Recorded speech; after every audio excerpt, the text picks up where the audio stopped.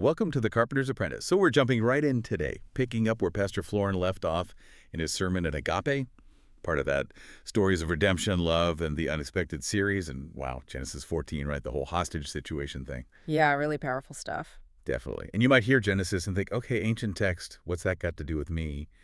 But I think our goal here is to unpack what that rescue story and the choices made really mean for us, like right now, especially if you're navigating, all the pressures today. And Pastor Florin really keyed in on this idea of what it means to apprentice under Jesus, practically, day to day. Exactly. Not just theory, but practice. Right. So, yeah, let's get into it. A rescue mission, thousands of years ago. Yeah. How does it connect to life today? Well, it's surprisingly relevant, isn't it? Pastor Florin took us straight to Genesis 14, verses 13 to 16. That scene where Abram's relative, Lot, gets captured. Yeah. And the sermon pointed out this wasn't just like a random mugging or something. It was bigger. Part of this whole regional conflict, right? Kings fighting kings, treaty violators getting punished. And taking people as slaves, grabbing their stuff. That was just standard practice back then. Pretty much, yeah. A horrible standard, but standard. It's this thread of conflict and oppression that, honestly, you see throughout history. It just takes different forms today, Totally. And what struck me was Abram's reaction. He hears Lot's been taken. And he doesn't pause. No hesitation.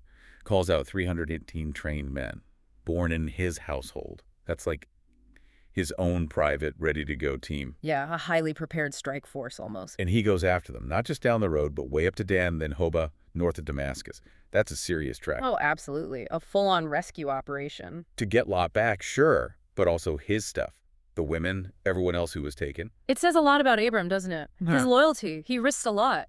Definitely. So, okay, he pulls off this amazing rescue, comes back, and then the story takes another turn. He meets two kings, two very different leaders with very different offers. Right. First up is the king of Sodom. That's in verse 17. And then his offer is detailed later, verses 21 to 24. And he basically offers Abram the spoils, the goods. Which, as you said, was totally normal then. You won, you get the stuff. Power, wealth. That was the game. Exactly. The world's way. Conflict leads to more stuff, more power. But Abram, his response is incredible. He just flat out refuses. A total rejection. He says he swore an oath to God Most High El Elyon, the supreme God over everything. Yeah. And he wouldn't take anything. Not a thread, not even a sandal strap from Sodom's king. Why?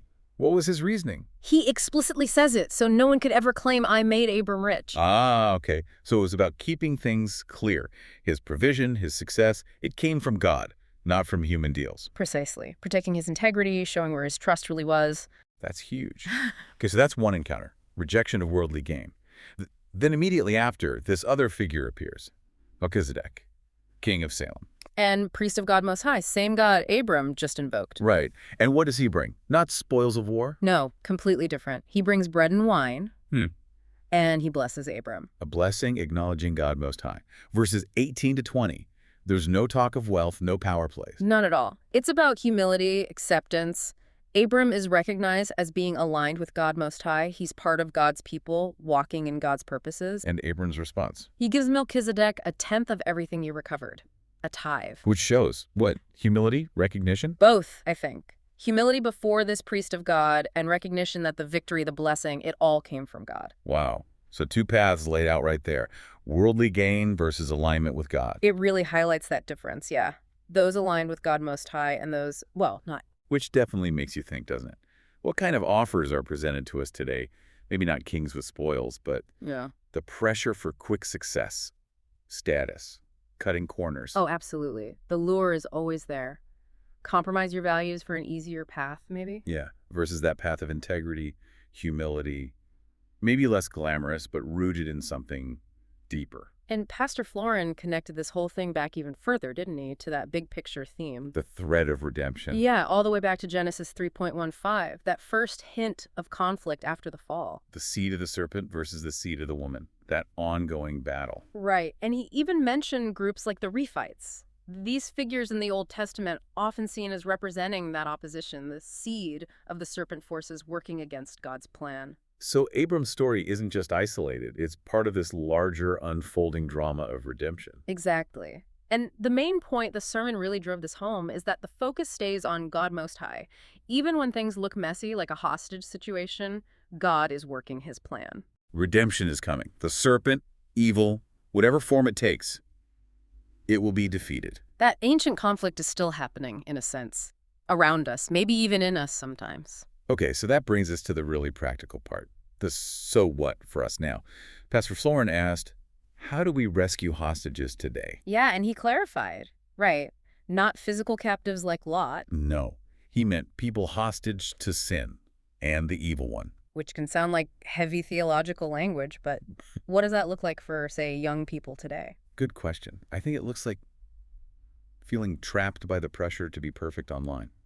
The comparison game on social media. Definitely. Feeling like you're never enough. Or maybe overwhelmed by anxiety, worry about the future, what job to get, where the world is heading. Yeah, that sense of powerlessness, or just the constant chase for more stuff. The next phone, the next trend. Right. Feeling like you're owned by your possessions or your desires instead the other way around. That's being held hostage, isn't it? It really is. Trapped in a cycle. So if that's the modern hostage situation, what's the rescue mission? The sermon was clear. Our job isn't to build some perfect utopia on earth by ourselves. No, that's not the goal. Our mission, straight from Jesus in Matthew 28, is to make apprentices to Jesus. And that changes everything. Our goals, our attitude, even our methods. Okay, let's break that down. First, different goals. If our aim isn't a perfect society made by us, but making apprentices, what does that mean day to day? Well, it means your ultimate hope, your deepest loyalty, isn't tied to a political party or a leader or even your own idea of how things should be.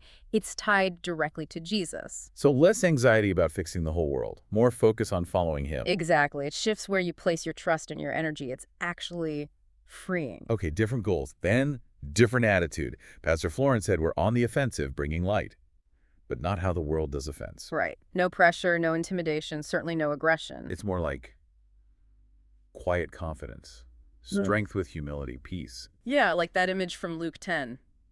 Lambs among wolves. Doesn't sound strong, but it is. Meekness, he said, isn't weakness. Not at all. It's strength that comes from God's power, not your own ego trying to win. It's controlled strength. Gotcha. Okay, goals, attitude, and finally, different methods. This was really interesting. We use man-made tools, right? Technology, media, all that. Use them wisely. Sure, they have their place. But our real power, our core tools, are different. He called them living faith tools. Which are? The fruit of the Spirit, from Galatians 5. Ah, okay. Love, joy, peace. Patience, kindness, goodness, faithfulness, gentleness, self-control. Right. These aren't just nice character traits to aim for. No, they're the methods. They're the supernatural tools God gives us to actually live differently and impact others. They're how we engage in rescue. That really lands it in the practical realm. So being an apprentice means cultivating those things. Yes, and how we actually do that, our outward actions, depend on a few things, right? Yeah. Pastor Florin mentioned 3.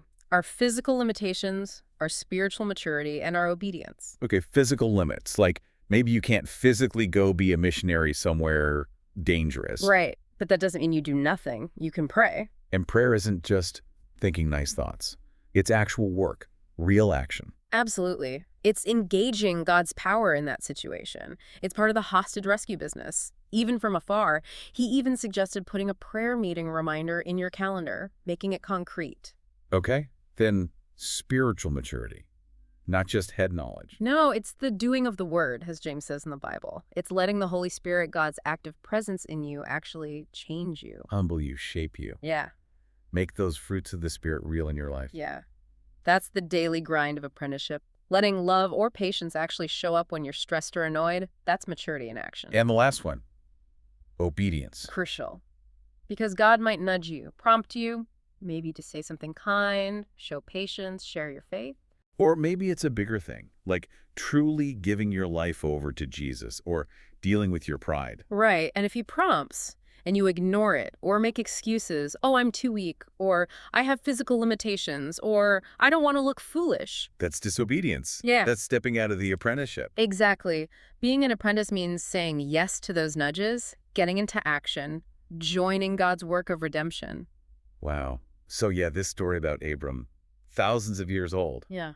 It's actually like a blueprint. For navigating our own modern pressures, our own hostage situations. Yeah. By becoming apprentices of Jesus, different goals, different attitude, different methods. It's a call to action, really. Get involved in God's business of redemption, Well, practically, using his strength, his tools. so maybe here's something to chew on this week for you listening. How could just one simple act this week, maybe choosing patience when you feel like snapping, or showing unexpected kindness, or just being meek instead of fighting back, how could that one act be part of rescuing someone? Or even rescuing a part of yourself. Yeah. From one of those modern hostage situations we talked about, just one small act rooted in the fruit of the Spirit. Well, if this conversation, this deep dive was helpful for you, we'd love it if you shared it with a friend who might get something out of it too. Definitely.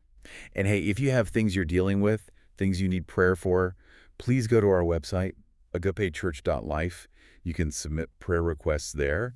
And our prayer team, they're amazing. They will pray specifically for you, It's a great resource. for sure. And check out Agape Community Church's YouTube channel and the website for more sermons and resources too. Thanks so much for joining us on The Carpenter's Apprentice.